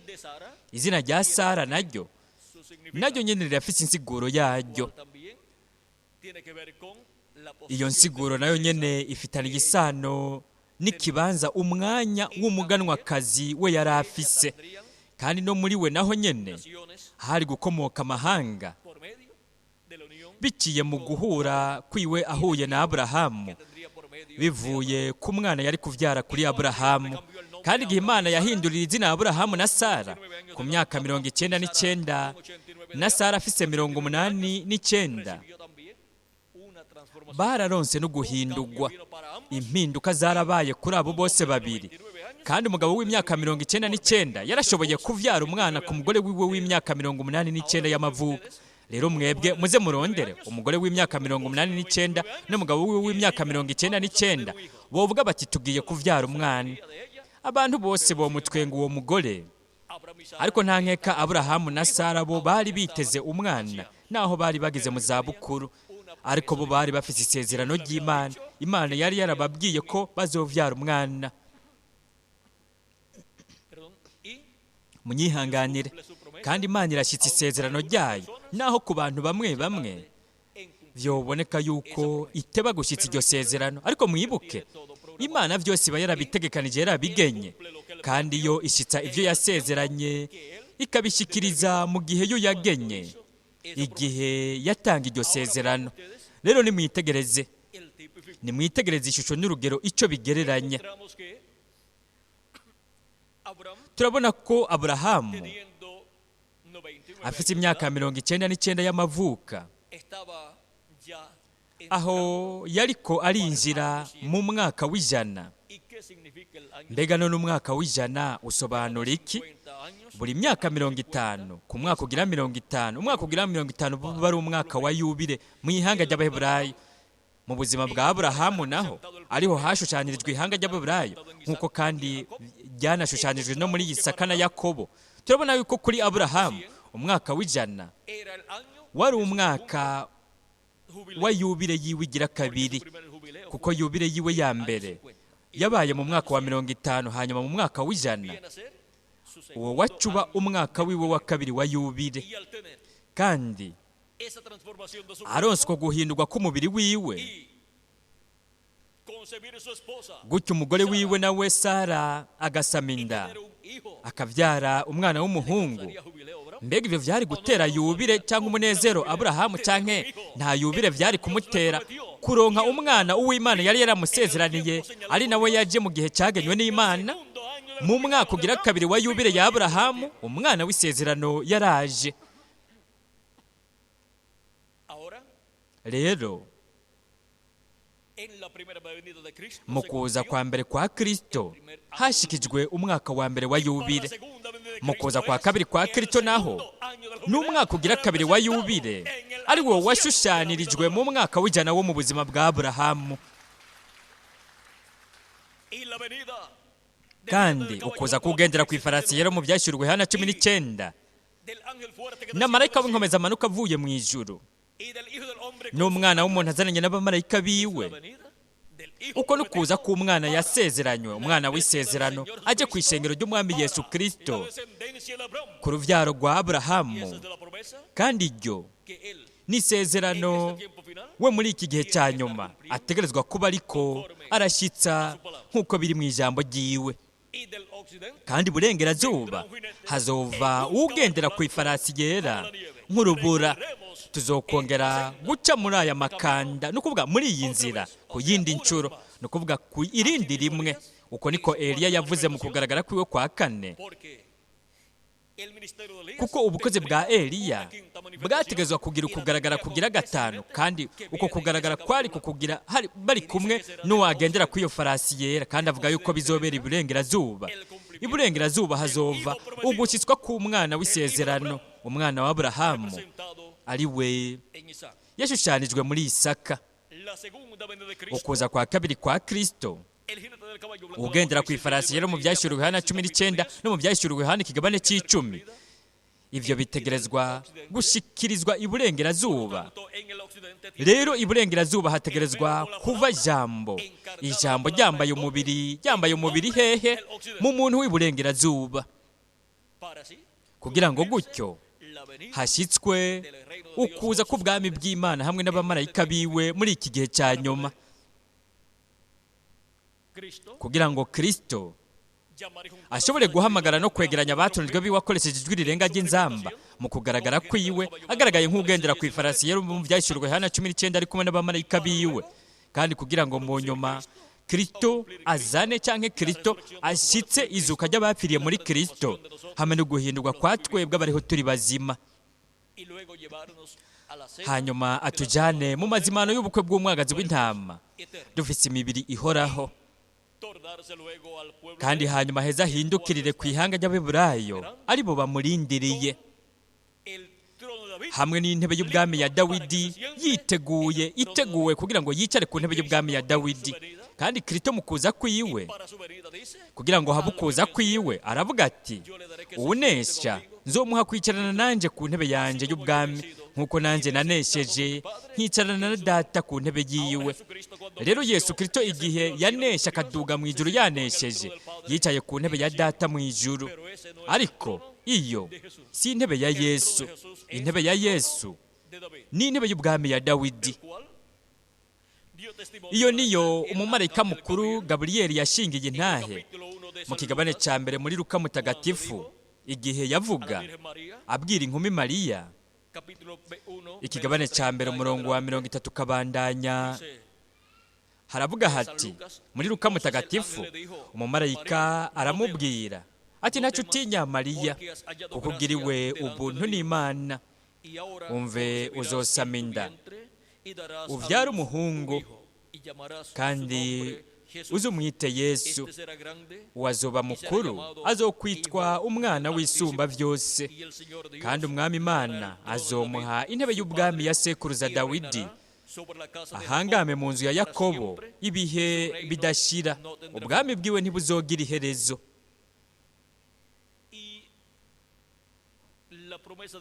Kandi isezerano rya Kristo ni uwunesha nzomuha kwicarana nanjye ku ntebe yanje, muri iyo ntebe y'ubwami ya Dawidi.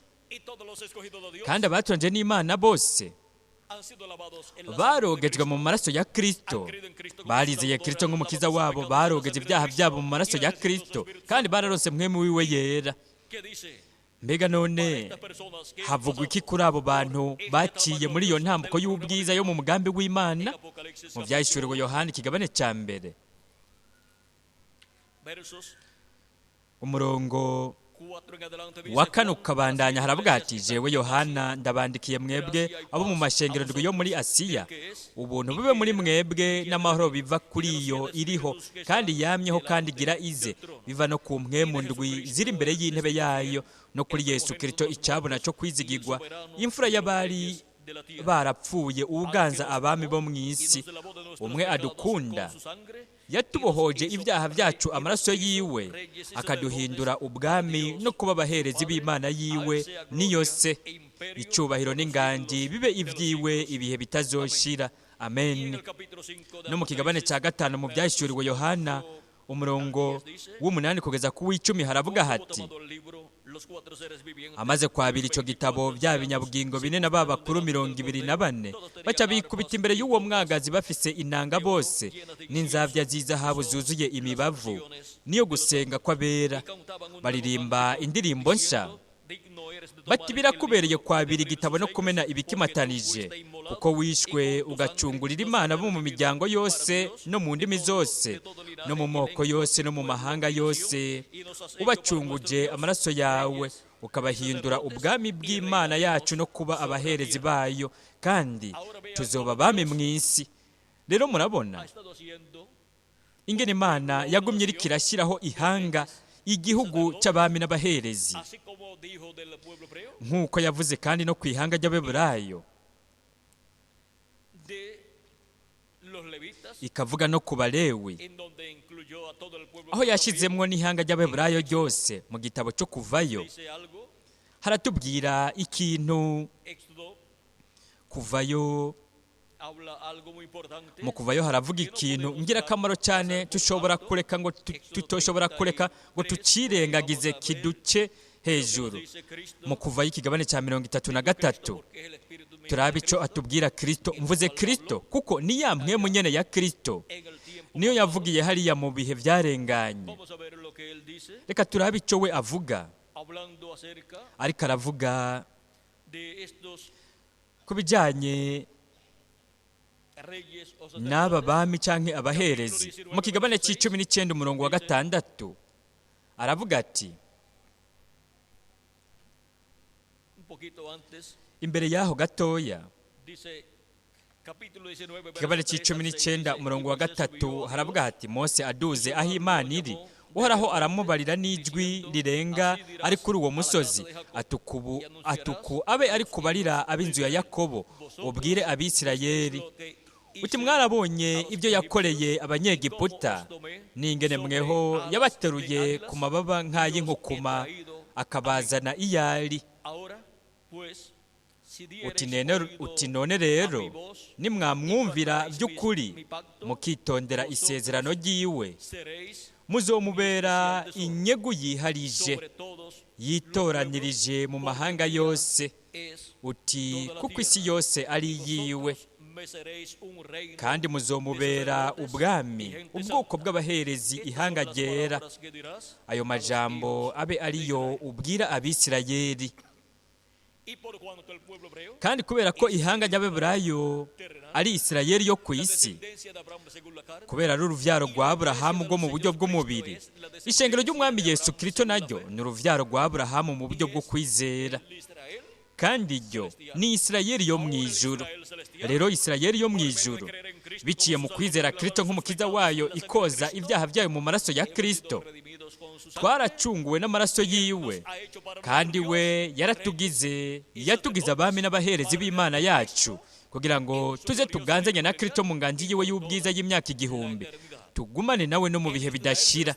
Isirayeli yo mu ijuru, ishengero rya Yesu Kristo, ni ihanga ry'abami n'abaherezi, kugira ngo tuze tuganzanye na Kristo ibihe bidashira. Ni Isirayeli yo mu ijuru. We yaraducunguje amaraso yiwe, kandi yatugize abami n'abaherezi. Kandi aba bami n'abaherezi n'abo mu rutonde rwa Melikisedeki, abo mu rutonde rw'umuherezi wo mu ngoro yo mu ijuru, akaba n'umwami w'ijuru. ni ukuvuga yuko twebwe turi abo mu muryango wa cyami wo mu ijuru. Naho mwebwe bishoboka yuko mwoba mutari mubizi, ariko ubuho murabizi. Nta muryango wa cyami uhari ukomeye gusumba uwo mu ijuru, gusumba umuryango w'Imana. Imana ni umwami w'ibyaremwe byose, natwe turi abana bayo. Kandi mu yandi majambo, turi abami kandi turi n'abaherezi.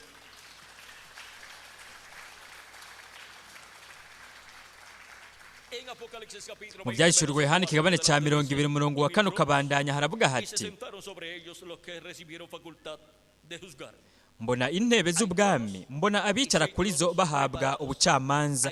Hariho intebe, kandi nimba hariho intebe zitegurwa, hariho abami bazicarako, kandi abo ni abami n'abaherezi, abana b'umwami Melikisedeki, abana b'umwami w'abami n'uganza baganza, abana b'umwami w'isanzure ryose, ariyo Mana. Niyo yigize umuntu, yiha umubiri ibe hagati mu biremwa abantu, imenyekana ku izina rya Yesu. Uyo ni umwami w'isanzure ryose iyo riva rikagera. Uyo ni umwami w'abami, akaba ni uganza baganza. Uyo ni umuremyi w'ibyaremwe byose. Uyo niwe yaremye amajuru n'isi. Kandi uwo jambo, kandi ubwa mbere na mbere jambo yariho, kandi jambo yahoranye n'Imana. Uwo yahoranye n'Imana ubwa mbere na mbere, byose byaremwe nawe, kandi nta na kimwe mu byaremwe kitaremwe nawe. Yohana mutagatifu ikigabane cya 1 umurongo wa 1 kugeza ku wa 4. Muri Yohana mutagatifu ikigabane cya 1 umurongo wa 14 naho haravuga hati: kandi uwo jambo yihaye umubiri abana natwe, kandi igihe yiha umubiri akabana natwe, twamumenye ku izina rya Yesu w'i Nazareti. Uyo ni jambo, umuremyi yaremye byose, niyo Mana nyene ububasha bwose. Yaremye umubiri wayo bwite wa Teofaniya, kandi iri mu mubiri wayo wa Teofaniya wo mu buringane bwa 6. Yarahejeje irema byose. Hanyuma naho yariremeye umubiri w'inyama mu nda ya Mariya, umubiri witwa Yesu, kugira ngo ariho ikiguzi cyo gucungurwa kwacu, kugira ngo aducungure, adusubize ku Mana. Rero nimurabe umukunda wacu mwami Yesu Kristo uwo ari we. Ni Imana umuremyi w'amajuru n'isi, yigize umuntu, iba hagati mu ihanga ry'Abaheburayo. We ni Melikisedeki wo mu isezerano rya kera, we ni Uhoraho wo mu isezerano rya kera, we ni marayika w'isezerano canke marayika w'Uhoraho wo mu isezerano rya kera. We ni Imana ya Aburahamu na Isaka na Yakobo. Natwe turi abana biwe, abo we yazanye atubesha kuri uyu mubumbe w'isi, muri ibi biremwa bishasha. Ibyo we ariko arakora, ariko arashyiraho. Kandi we yihaye umubiri akaba hagati muri twebwe, yabaye uwa mbere wo muri ibi biremwa bishasha. Kandi byongeye ni uwa mbere wo mu biremwa ibyaremwe mu buringanire bwa 6. Rero we afise ubukuru, inganji muri byose. Natwe turi abaciye babandanya babaho mu byaremwe n'Imana, ari byo byatangujwe n'umukundo wacu mwami Yesu Kristo. Kandi icyo nicyo gituma turi abami, kuko nawe n'umwami. Mu gihe so wawe, mu gihe se w'umuntu ari umwami, uyo muntu rero aba ari umuganwa, ari we umunsi umwe azoba umwami. Abakobwa biwe nabo baba arabaganwa kazi, kugira ngo bazobe abamikazi igihe gishitse. Rero byongeye murabona, we ni umuherezi mukuru Melikisedeki wo mu ngoro yo mu ijuru. Kandi mu yandi majambo, natwe kubera ko turi abana biwe, natwe nyene turi abaherezi bo mu rutonde rw'ubuhereji bwo mu ijuru. Ni ukuvuga ko ntiturabo mu rutonde rw'ubuhereji bwo ku isi, ahubwo urutonde rwo mu ijuru. Kandi icyo nicyo gituma tuzoba mu nganji y'ubwiza y'Imana ngaha ku isi mu nganji y'imyaka 1000. Hanyuma no mu bihe bidashira tuzoba turi nk'abami n'abaherezi, turiko turaganzanya na Kristo, kandi turi dutegetse tuganje turi kumwe na Kristo mu bwami bw'Imana. Kuko ubwo bwami burimo igice cy'ivya politike, kandi mu gice cy'ivya politike twebwe turi iki? Turabami. Kandi ubwo bwami burimo n'igice cy'ivy'iyobokamana, kandi mu gice cy'ivy'iyobokamana twebwe turi iki? Turabaherezi. Ubwo ni ubwami butunganye, ubwami burimo ibyo bice bibiri ngirakamaro cyane, ari byo biba bikenewe mu bwami, igice cy'ivy'iyobokamana hamwe n'igice cy'ivya politiki vy'intwaro. Kandi mu gice cy'ivy'iyobokamana n'icy'ivya politike, Yesu Kristo ivyo arabikora, arabigaragaza, abikora nk'umwami kandi nk'umuherezi. Abana biwe nabo bariko barakorana nawe mu bwami bwiwe, nabo nyene bazoba ari nk'abami n'abaherezi. Ni ukuvuga yuko ibintu byose bihari canke ibikorerwa mu ubwo bwami bizoba birongowe canke bitegetswe, biyobowe n'umwami wacu Yesu Kristo n'ishengero ryiwe. Nta muntu azoshobora kuvuga ati ngira nshinga itegeko ngaha. Ivyo bizoba ari bijanye n'ivyo mu gice cy'ivya politike canke cy'ivy'amategeko. Kandi ibwirizwa ryose n'itegeko ryose bizotegezwa kuva ku ntebe y'umwami, aho azoba ari kumwe n'abana biwe bariko baraganza. Umuntu azoshobora kuvuga ati ngira nshyireho akagwi k'idini ngaha kugira ngo nkorere Imana. Ivyo nibijanye n'ivy'iyobokamana, kandi ivyo bizotegerezwa kuva kuri Melikisedeki nk'umuherezi mukuru, bive no ku bana b'Imana b'abahungu n'abakobwa ari abaherezi bo muri ubwo bwami. Abo nabo mu rutonde rw'ubuhereji, kandi iby'iyobokamana byose bizoba birongowe na Kristo nk'umuherezi mukuru, nka Melikisedeki umuherezi mukuru, ari kumwe n'abana biwe aribo nabo nyene arabaherezi. Abana b'abahungu n'abakobwa aribo abacunguwe n'amaraso ya Kristo, aribo bagizwe abami n'abaherezi. Kubera iki? Kugira ngo baze baganzanye na Kristo mu myaka 1000, hanyuma baganzanye nawe no mu bihe bidashira. Icyo nicyo gituma mu gihe cya nyuma mu mugambi w'Imana haraba ukwinjira mu ntambuko nshasha, aho Kristo akora uko guhuza, kandi arakora uko gusobekeranya, uko kubisobekeranya, uguhuza ikiringo cy'ubwami agihuza agisobekeranya n'ikiringo cy'ubuntu. Aho rero n'ubuzima bwacu nabwo nyene buriko burahuzwa n'ivyo, buriko burahuzwa muri ivyo. Kandi abantu basanzwe bameze nk'abandi bantu bose mu buzima bwacu bwo ngaha. Benshi bakora mu biro, abandi bakora ibyo kubaka, abandi nabo bakora mu mamangazini, mu nzu zo kudandarizamo canke mu bindi bintu kanaka, abagabo n'abagore. Ariko mu bwami bw'Imana twebwe turarengeye cyane abantu basanzwe bakora ibyo kubaka canke bakora mu biro canke bakora mu mangazini. Mu nganji y'ubwiza y'imyaka 1000 ije, twebwe tuzoba turabami n'abaherezi. Nukuvuga yuko aka kazi ko ku isi twebwe dufise ngaha ku isi ni akazi kamara igihe gito. Aka kazi tugafise mu kurindira yuko dushikira ikibanza cyacu, umwanya wacu uw'Imana yageneye umwe wese wo muri mwebwe n'uwo yangeneye nanje, umwanya wo kuba abami n'abaherezi. Ariko nimwitegereze, twagiye turaca muri iyi ntambuko, kandi mu yandi majambo twarize turamenya icyo ari cyo ukuba mu mubiri w'inyama, upfa ubora umara igihe gito. rero iri higwe ubumenyi turonka rimwe rudende, ubu bumenyi turiko turaronka buzofasha kugira ngo igihe tuzoba turi mu mubiri uhoraho tuze tumenye ingene ubuzima buba bumeze muri iyo mibiri ipfa. Iyo abantu bazoba barimwo mu nganji y'imyaka 1000, ariko tweho tuzoba turi mu mubiri uhoraho. Nico gituma bivugwa ko umwana azopfa amaze imyaka 100, kandi umuntu nawe akenyutse ntashitse imyaka 100 azoba yavumwe, kuko nimba ku myaka 100 umuntu azoba akiri umunyavyaha, igihe kizomuherana kizomurangirana. Rero icyo azoba afite icyo azoronka n'umuvumo. Ni ukuvuga yuko mu nganji y'imyaka 1000 hazokwinjiramwo abantu benshi bariko barabaho muri iki gihe cya nyuma, kandi abenshi muri bo bazoba ari Abanyamerika Latine na Karayibe.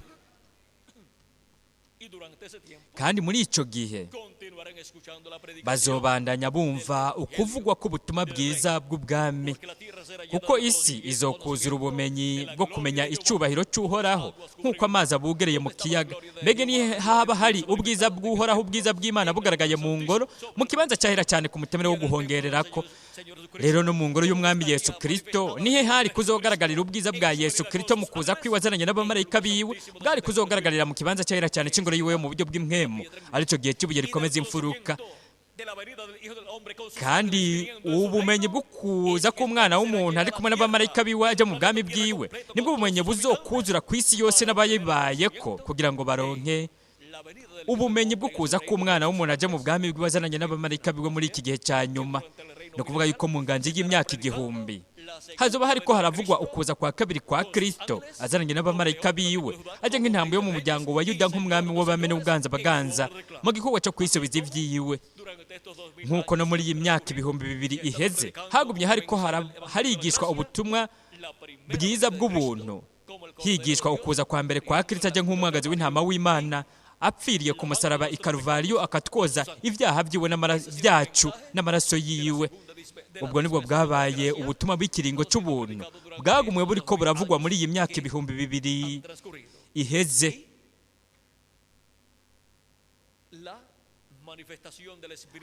Hariko haravugwa no kugaragara kwa mpwemu yera agaragariye mu bizera muri Kristo mu kuza kwe kwa mbere mu gikorwa ciwe cy'ubucunguzi yakoreye ku musaraba i Karuvariyo. Rero nimwitegereze nk'uko byagenze muri iyi myaka 2000 aho hagumye hariko haravuga ukuza kwa mbere kwa Kristo n'igikorwa yakoreye ku musaraba i Karuvariyo kugira ngo turonke ukuvuka ubugira kabiri. Mu nganji y'imyaka 1000 hazoba hariko harigishwa ukuza kwa kabiri kwa Kristo, hazoba hariko haramenyekanishwa ivyabaye gushishwa kukuza kwa kabiri kwa Kristo n'abamarayika biwe aje nk'umucamanza w'isi yose, nk'umwami w'abami n'ubuganza baganza aje mu gikorwa cyo kwisubiza ivyiwe. Kandi ubwo bumenyi nibwo buzokuzura ku mubumbe w'isi wose. Hazokuzura n'ubumenyi bw'inyungu zo kuza kwa kabiri kwa Kristo, ukuza k'umwana w'umuntu aje mu bwami bwiwe kugira ngo himikwe ubwami bw'Imana kuri uyu mubumbe w'isi. Turabonye ukuza k'ubwami. Yesu Kristo abigishwa biwe baramubajije imbere y'uko azamugwa, imbere y'uko agenda, baramubajije bati, mbega mu iki gihe niho ugira ugarure ingoma y'Abisirayeli? Yarababwiye ati, si vyanyu kumenya canke gutahura iminsi canke ibihe Data yashinze, n'ububasha bwiwe wenyene. Kubera iki? Kuko iryo banga bo ntibari kurihishurirwa hariya, kuko iryo banga ryari ryarasezeranywe ko rizohishurirwa abana b'abahungu n'abakobwa b'Imana, ishengero rya Yesu Kristo muri iki gihe cya nyuma, mu kuza k'ubwami bw'Imana hamwe n'abamarayika b'umwana w'umuntu. Rero ukuza k'ubwami bw'Imana muri iki gihe cya nyuma ni ukuza k'umwana w'umuntu azananye n'abamarayika biwe kugira ngo himikwe ubwami bw'Imana kuri uyu mubumbe w'isi. Kristo ariko aravuga muri Luka mutagatifu mu kigabane cya 21 aratubwira uku gukurikira. Umurongo wa 27 muri Luka 21 haravuga hati, niho bazobona umwana w'umuntu aje mu gicu ari n'ububasha n'ubwiza bwinshi. Ariko ivyo ntivyatangura kubaho, muze murangamize muraramike imitwe yanyu, kuko gucungurwa kwanyu kuzoba kugira gushike, no kuvuga uguhindurwa kwanyu. kandi abacira umugani ati nimurabe umusukoni n'ibiti byose iyo bitoshe murabibona mukamenya ubwanyu yuko agatasi kari hafi, nuko namwe nimwabona ibyo bibaye muze mumenye yuko ubwami bw'Imana buri hafi. Guhera mu 1963 twaraboneye ku ijuru ikimenyetso cy'umwana w'umuntu, kandi icyo kimenyetso hamwe n'ikimenyetso cy'ihanga ry'Abaheburayo basubiye mu gihugu cyabo, ibyo bitubwira ku kuza k'ubwami bw'Imana kugira ngo ubwo bwami bwimikwe kuri iyi si.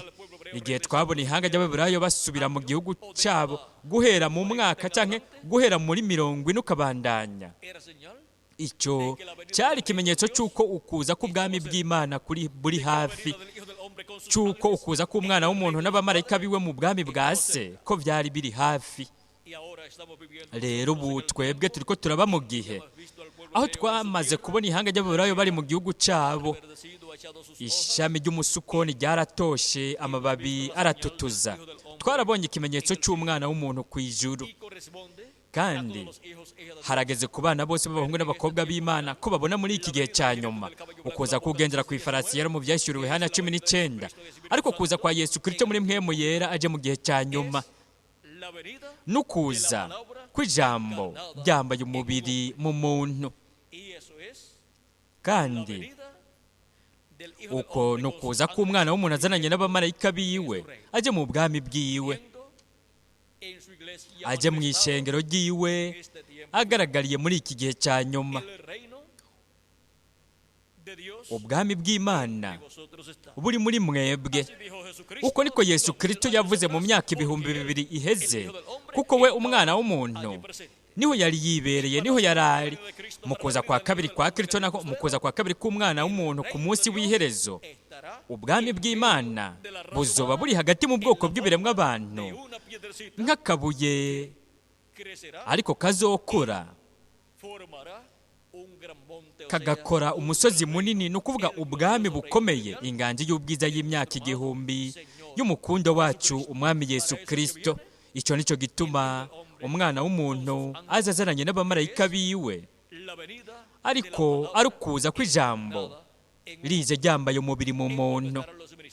Ahazoba hari ubukozi bwa Mose ku ncuro igira 2, ubwa Eliya ku ncuro igira 5, hamwe n'ubukozi bwa Yesu ku ncuro igira 2. N'ukuza kwa jambo, ijambo Imana ya Aburahamu na Isaka na Yakobo, ahari we Yesu Kristo ari muri mpwemu yera aje muri iki gihe cya nyuma, aje mu kugaragara kwiwe agaragariye mu mubiri w'umuntu, agaragariye mu mumarayika ntumwa wiwe. Mbega none mwabonye ingene biciye bugufi ukuza k'ubwami n'igihe n'ikibanza. Turabonye ukuza k'ubwami, turabonye icyo ari cyo ibijyanye no kuza k'ubwami. Turabonye yuko umwana w'umuntu Kristo yavuze yuko umwana w'umuntu azoza azananye n'abamarayika biwe ari n'ubwiza bwa se. Umwana w'umuntu araza mu bwami bwa se azananye n'abamarayika biwe muri iki gihe cya nyuma, kandi turabonye igihe biberamwo ari cyo kimpumbi cy'indwi, hamwe n'igihe cy'ubuye rikomeza imfuruka. Kandi vyongeye turabonye yuko bibera ku muhero w'isi mu gihe cy'isarura, kandi turabonye vyongeye yuko bibera mu gihe cy'ubuye rikomeza imfuruka, aho ibi bintu byose byategerezwa gushikirizwa muri iki gihe cya nyuma. Ariko ibyo byose integuza y'ukuza kwa kabiri kwa Kristo yavuze ati byari kuzoba ari ibintu bisanzwe cyane biciye bugufi ku buryo tutabaye maso bizoduca hejuru bikaturengana ntitunamenye ko ivyo byose byashikijwe. Ariko avuga ko ikimatanijwe cy'indwi ariko kuza k'umwana w'umuntu azananye n'abamarayika biwe, avuga yuko kizoba mu buryo buciye bugufi. Avuga yuko kizoba nko mu kuza kwa Yohana Umubatiza, ndetse nko mu kuvuka kwa Yesu hariya mu ruhongore. Ku rupapuro rw'472 mu gitabo cy'ibimatanijwe niho biri. Rero ikimatanijwe cy'indwi ukuza kwa kabiri kwa Kristo kuzoza kuriko kurashyitswa nk'ukuvuka kwa Yesu avukiye i Betelehemu y'i Yudaya, kandi nk'ukuza kwa Yohana Umubatiza. Yohana umubatiza yari Eliya agira gatatu, kandi ukuza kw'ikimatanijwe cy'indwi kuza nka Yohana umubatiza, kuko kiza nka Eliya mu kugaragara kwiwe kwa gatanu, kandi vyongeye kiza nka Mose mu kugaragara kwiwe kwa kabiri, kandi kiza nka Yesu mu kugaragara kwiwe kugira kabiri. Ariko igitwikirizo cy'umubiri uzoza uri mu kugaragara kwa Yesu Kristo muri mpwemu yera, ariko arakora ubukozi bwa Mose, bwa Eliya n'ubwa Yesu. Igitwikirizo cy'umubiri, umumarayika wa Yesu Kristo ntabwo azoba ari Mose, ntazoba ari Eliya, ntazoba ari na Yesu. Nicyo gituma igihe Yohana yashaka kumusenga, umumarayika yamubwiye ati sigaho ntubikore, kuko ndi umugurano mugenzi wawe na mugenzi wa bene so, abashingira intahe Yesu. Imana bari usenga, kuko abasenga b'ukuri, niko Yesu yavuze, bazosengera data canke bazosenga data mu mpwemu no mu kuri. Rero turabonye iri banga ryo kuza k'Ubwami, ukuza k'Ubwami bw'Imana. Turabonye igihe icyo ari cyo, turabonye yuko byari ibyo mu kimpombe cy'indwi, ari wo munsi w'iherezo, ukaba n'umunsi w'umwami. Kandi twabonye ko byari ibyo mu gihe cy'ubuye rikomeza imfuruka, kandi twabonye n'ikibanza ariho ari burengerazuba, ni ukuvuga mu burengero, ku mugabane kontina y'uburengerazuba, mu gice cy'umugabane w'iburengerazuba, aricyo gice gihwanye na Amerika Latine na Karayibe. Turabonye iri banga ryo kuza k'Ubwami, igihe hamwe n'ikibanza. Imana idufashe, idushoboze kugira ngo dushobore kubona imbona nkubone, nk'uko Pawulo mutagatifu yabivuze, ati ubu tuzi agace, ariko aho igihinguye igitunganye kizoshikira, iby'agace bizokugwaho. Aho rero tuzomenya rwose nk'uko twamenywe rwose, kandi tuzoraba nk'abarabana imbona nkubone. Ese twebwe twoshobora kubona imbona nkubone ukuza k'Ubwami, igihe biberamo hamwe n'ikibanza, kandi tukabona yuko umugisha ukomeye cyane ari wo watugenewe, umugisha ukomeye cyane mu yindi migisha yose yo mu ijuru wagenewe twebwe muri Amerika Latine na Karayibe, kandi dushobore gushimira Kristo ku bw'uyu mugisha ukomeye cyane. Hanyuma mu nyuma uwo mugisha uzohindukirira ku ihanga ry'Abaheburayo, ariko muri iki gihe uracyari muri Amerika Latine na Karayibe. Mu gihe uwo mugisha ukiri ngaho, tuzokoresha neza uwo mugisha ukomeye cyane kugira ngo dukorere Kristo, dukora mu murimo wiwe, dushimagiza izina ryiwe. Gutyo rero twakira imigisha yose iri mu kuza k'Ubwami bw'Imana muri iki gihe no muri iki kibanza. Gutyo duheze dushimire Kristo, kuko we ibyo yasezeranye ariko arabishikiriza muri iki gihe cya nyuma, kandi byose ariko abicitsa mu buryo buciye bugufi bwiyoroheje, kugira ngo gutyo abantu baciye bugufi biyoroheje bashobore gutahura aya mabanga yose yo mu bwami bw'Imana, amabanga ahwanye n'iki gihe cya nyuma. Ese imigisha yo mu bwami bw'Imana yoba kuri umwe wose mwebwe, ikaba no kuri jewe nanje, kandi vuba abatoranijwe bose basigaje guhamagagwa no kwegeranywa, ubutumwa bubashikire, bahamagagwe begeranywe, gutyo bumve ijwi rirenga ry'inzamba cyangwa inzamba ya nyuma. Inzamba y'ubutumwa bwiza bw'Ubwami iriko irahishura ibanga ryo kuza k'Ubwami bw'Imana hamwe n'abamarayika bayo, n'umwana w'umuntu aje mu bwami bwiwe, gutyo abatoranijwe bose basigaye begeranywe, gutyo huzure hakwira igitigiri cy'abatoranijwe n'Imana, babe mu mubiri w'ibanga wa Kristo, hama bapfiriye muri Kristo bazuke, natwe bariho turi bazima duhindugwe, nuko twese turonka umubiri uhoraho, tube nk'abami n'abaherezi, kugira ngo tuganzanye na Kristo mu nganji y'ubwiza y'imyaka 1000, kandi tuzamugwe tujyanwe mu mazimano y'ubukwe bw'umwagazi w'intama mu ijuru muri iki gihe cya nyuma, mu izina rihoraho ry'Umwami Yesu Kristo. Amen kandi amen. ndabashimiye cyane ko mwanteze amatwi mubikunze, inshuti bakundwa bene data muri ngaha, nabo biciye muri iki gikorane cyafashwe mu mashusho bazoba canke bariko barumviriza iki gikorane. Imana ibahezagira, Imana ibarinde, bazigame. Ndabashimiye kuba mwanteze amatwi mubikunze. Reka ndabasigarane bundi bushasha na Revera Miguel Bermudez Marine kugira ngo abandanye asozere iki gice cyacu muri uyu mwanya. Imana ibahezagire kandi barinde. Tuzosubira hanyuma igihe nzoba ndi kumwe namwe bundi bushasha kugira ngo mbandanye ndabashingira intahe y'imigisha yose y'Imana, Imana idufitiye twese. Imana ibahezagire kandi barinde, ibazigame mwese. Imana iguhezagire, iguhe umugisha Miguel.